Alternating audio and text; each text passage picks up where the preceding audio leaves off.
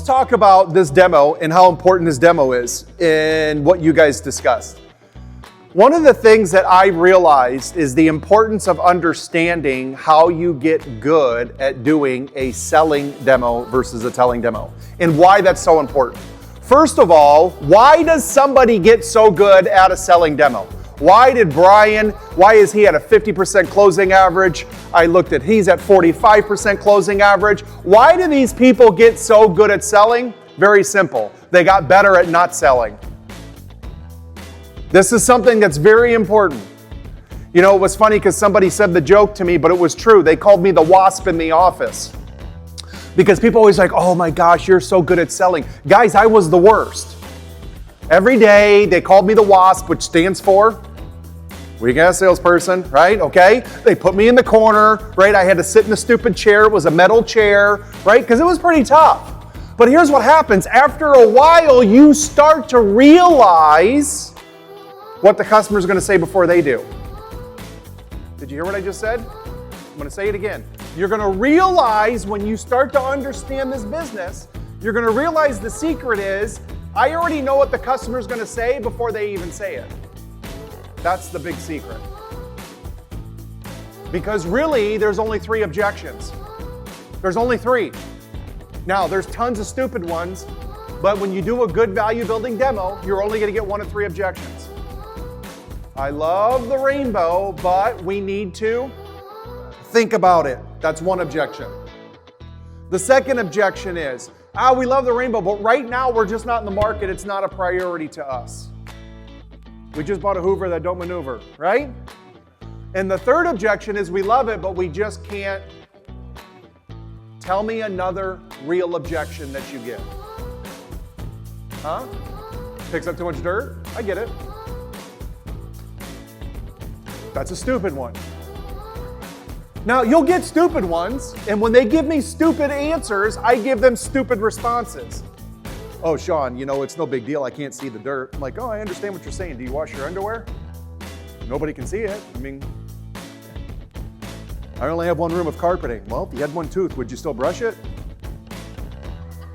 I mean, I got a whole bunch of them, right? You can't give me stupid objections, but that just comes in the demo. It helps. You get stupid objections when you're not getting the customer involved. Now, do I sell every rainbow? Of course not. Of course not. Nobody does. What I'm saying is you just need to learn how to overcome the objections. Now, one of the biggest secrets when you go into a house, the first thing I teach when I teach a value building demo, here's the very first thing I teach my dealers to do when they go in a house. Make a friend. That's number 1. What's number 1?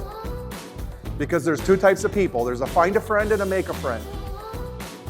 A find a friend is somebody that's just naturally fun, talks, right? Is just all naturally nice and all that other stuff. And there's somebody that's a find or make a friend, which means they don't trust you. You walk in the house and they have their guard up. And how do I bring that guard down? Ask questions about them. I don't want to tell them about me. I don't want to talk about the rainbow. I want to talk about what? I want them to talk about them. Because as I'm asking questions, they have to take the guard down to answer, then put them back up. And then when I keep asking, it slowly comes down. Once you make that friend, then I state my purpose. That's the second one, Maddie. I state my purpose. Why am I there? Because I want it to be clear. I am here to show you the most amazing home cleaning system, and I'm going to ask you to buy it, right? So I make that clear. Then all I have to do is do a good demo and overcome what? 3 objections. The first one is the what? Think about it. That is the hardest objection to deal with. Do you want to know why? It's not a yes, it's not a no, it's a maybe. And what can I do with a maybe? Nothing. They used to make fun of me all the time because I was the dealer that came into the office and they said, well, how'd your demo go? Oh, good, they're going to call me. Yes, I was that guy. Oh, they're going to call me. No, these people are different. I was that guy. Until after a while, I never got the phone calls. And then I found out later, once I became a distributor, here's what you guys don't know. Customers do call back the office. Because I was trained never give my cell phone number, by the way, just so you guys know. Because when you give them your cell phone number, especially customers that buy, they'll call you on a Sunday when you're with your family. My bell broke, I need a new bell, you need to come over, right? So anyways, they always had our office number. They used to call the office and be like, hey, we saw a demo from Charles yesterday. Oh, okay, you want me to have him call you? No. We just told him we were gonna think about it and we thought about it. Can you do me a favor and tell him we thought about it and the answer is no? I'm serious, I didn't realize that I was a distributor because I got all the phone calls in the morning. And they called really early, the customers did. I mean, these are the nice ones, by the way. Most of them didn't even bother calling.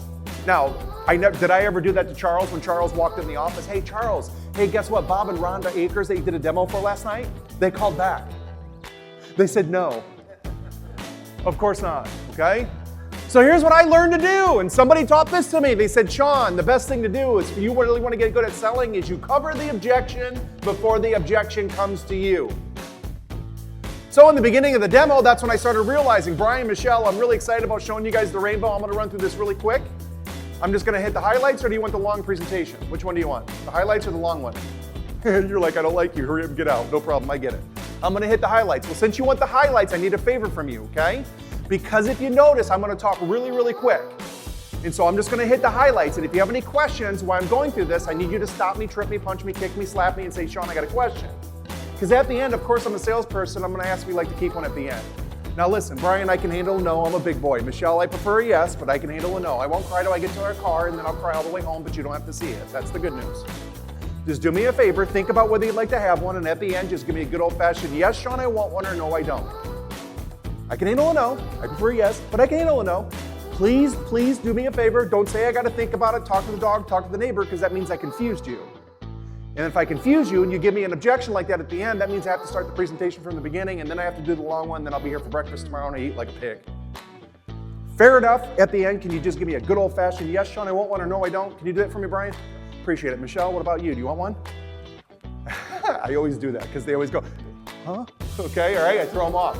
My point is, I get rid of the think about an objection when? I haven't even showed the rainbow yet. And he goes, oh yeah, I mean, I can do that. Now, some customers will tell you right now, they'll go, well, yeah, Shawn, I can tell you right now. You want me to start playing right now? Wait till the end, man, okay? No problem. Well, I can just tell you things I'm like, Brian, don't worry about that. It's no big deal. I'm going to run through this quick. I'm just going to hit the highlights. I'm going to be out of your hair. Yeah, but I know right now it's just really, I get it. I understand. I said, Brian, I don't have to high pressure anybody. I sell 50% of the people I show to, so don't worry. If you don't sell it, or if you don't get it, that means I do it to your neighbor. No big deal. However, I will tell you right now that the last person I did a demo for, guess what? They didn't get one. So you know what that means? Yeah, okay, all right. Joking, but not joking, right? Now listen, these are things that I've learned to say over time, and you can say anything when you're smiling and laughing. Your hair looks so stupid. Okay, no, I'm joking, okay? My point is, actually, I'm really jealous, right? Okay, so that's the first objection. What's the second objection? Not in the market, not a priority. If you get that objection, what I'm gonna ask you is this: are you doing a full demo? If you get that objection, I'm not in the market, I just bought a Hoover that don't maneuver, or a Eureka your carpet, right? I just bought that. Well, what did you buy it to do? You didn't do a vac kill. You didn't do all of that. It's not a priority. That's a value building demo. You're missing it. The third thing is they can't afford it. That's the objection I want. It's very simple. When you are done with the demo, the customer sees the rainbow as a savings or a cost. It's that simple. They see it as a what? Or a cost. The analogy I always use to people is this. If you went to go buy a new TV and there were two LG TVs, you went to Best Buy, you see one TV for $3,000 and you see one right next to it. Looks the exact same. The picture, everything looks the same, and it's $15,000. What would you ask the salesperson? Why is that one $15,000 and $3,000? Because that's stupid. I'm gonna get the $3,000. Isn't that what you would do? You'd pay for the $3,000. But what if I told you every time you turn a $3,000 TV on, every time you turn it on, it gives you $1. Every time you turn it on, it slides out a little dollar. Which one would you buy now? You'd still buy the $3,000? Yes, you'd buy the $15,000 TV and turn it on 20,000 times. Because you see the value versus the cost. Make sense? So in your demo, here's my question. In your demo, are you building enough value in the demo where the customer sees it as a savings? You know, I grew up in an environment, I can sell the shampooer for $4,000 if that's all it did. Just shampooed the carpet. Because that's how I grew up. I grew up by value building demo. And what is the definition of value building? When you get the customer, and I'll say it really slow for you. And my timer's going off, so I'm done. But I'm gonna say it slow. When you get the customer to tell you, and I want you to underline, tell you, the rainbow will save them money and pay for itself. The definition of value building is when you get the customer to tell you the rainbow will save them money and pay for itself. This is why when you ask them questions through the demo and the customer's answering you, you know they get it. You have to get them to tell you that the rainbow is going to save them money and pay for itself. Not you tell them tell you. Example. About halfway through my demo, I say to the customer, I'm like, look, Brian, Michelle, a lot of customers always say, Shawn, these are expensive. And they are expensive. But good things aren't cheap, cheap things aren't good. But here's what I try to get my customers to understand, Brian. If something costs you more than it actually saves you, or something saves you more than it costs you, how much does it cost you? I'll say it again. If something saves you more money than it actually costs you, how much does it actually cost you? Really nothing. See, here's an example. People say to me, Shawn, the rainbows are expensive, but they're really not.